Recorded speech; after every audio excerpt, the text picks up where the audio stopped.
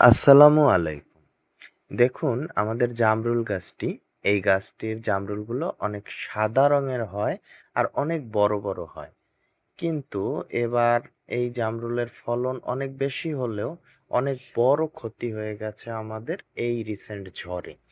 তো আপনারা জানেন ২ দিন আগে অনেক বেশি ঝড় হয়েছে। আর এই ঝড়ে আমাদের জামরুল গাছে প্রচুর জামরুল ঝরে গিয়েছে নিচে। এই যে দেখুন পাতা আর জামরুলগুলো পড়ে আছে। গাছটি ছোট হলেও অনেক বেশি জামরুল হয়। তো এই যে দেখুন ওপরের ২ টি ডাল একদম ভেঙে ওখানে আটকে আছে। আমরা নামাতে সাহস করছি না। কারণ হচ্ছে অনেক বেশি জামরুল এইটা নামাতে গেলে আ মানে ডালটি নামাতে গেলে ডালের ঝাঁকিতে আরো জামরুল ঝরে যেতে পারে।